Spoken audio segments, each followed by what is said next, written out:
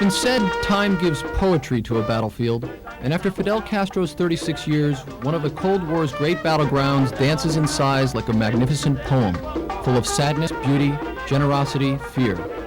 But even in the shadow of revolutionary hero Che Guevara, one thing hasn't changed in Cuba. Baseball is king, unmarred by agents or autograph shows or something so unheard of as a baseball strike, a sport so deep in the national soul that even the maximum leader is more than a casual fan. Revolution begins in the heart, says the sign, but Cuba's heart belongs to the national pastime. You never see kids playing pickup basketball in Cuba, and if there's a soccer ball here, it's somewhere in the back of some closet. The national sport of Cuba is baseball, and on an amateur level, nobody does it better. It's been more than 40 years since Cuba entered a world championship it didn't win, and in international competition, the Cuban national baseball team hasn't lost to anyone in, get this, 119 straight games. They dominate for good reason. With no clear route to the major leagues, Cuba's lineup rarely turns over.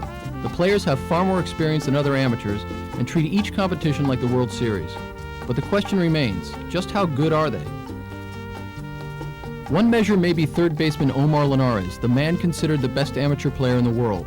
At the Pan Am Games this year, Linares received an offer that is as good an answer as any. Ocurrió allí en el estadio. It happened there in the stadium, where they offered me all that money for me to play with the New York Yankees. And that sum was? $1.5 million.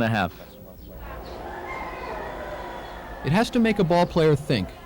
$1.5 million on an island literally crumbling from poverty, where something as basic as soap is a luxury, where even the food cans on the shelf are empty. Bueno, es para pensarlo, ¿no? Well, it was something to think about. It makes a real impression on you, $1.5 million. But I also thought about the other possibilities, that my family and everything is there. Don't worry, happy. One guy who does seem happy is Lazaro Valle, long Cuba's best pitcher, with a fastball in the mid-90s and a winning percentage unheard of in the States. Valle has an encyclopedic knowledge of the major leagues and its players, but too many factors keep him from testing himself. His wife, his daughter, his life, very sweet by Cuban standards, with a house by the beach and a swimming pool coming, food, medicine, a telephone, all of it provided by the government of Fidel Castro. I myself have a car that was a present from Fidel. The government has invested about $25,000 in the renovation of this house. At the same time, when we travel abroad, anyone that wants to stay can stay. There isn't a security force large enough to watch over every athlete.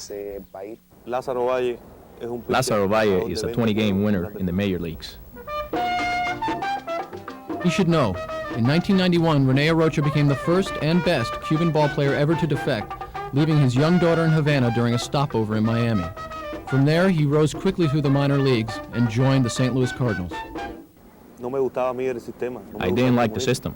I didn't like communism. I like to be able to express what I really think. In Cuba, you can't say that you don't agree with the government. And I wanted to be a free man, to live in liberty, to be able to say what I feel.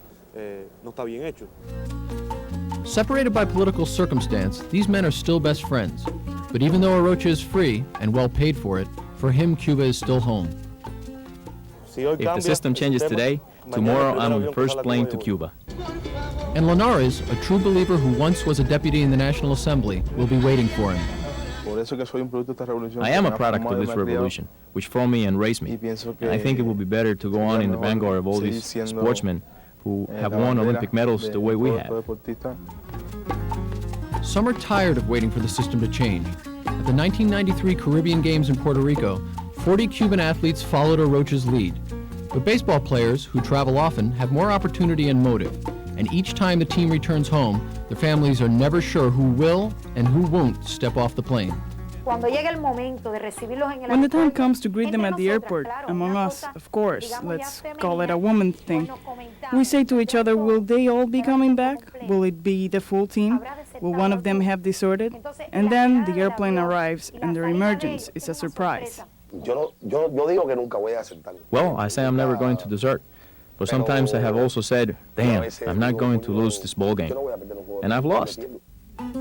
It is a heartbreaking set of choices for them all. One who needed to escape, one who backs the regime that produced him, and one who knows what he could be and earn in America, but stays nonetheless. It's heartrending to see baseball in Cuba, dazzling like a diamond, beautiful and flawed. For Sports Illustrated, I'm Scott Price.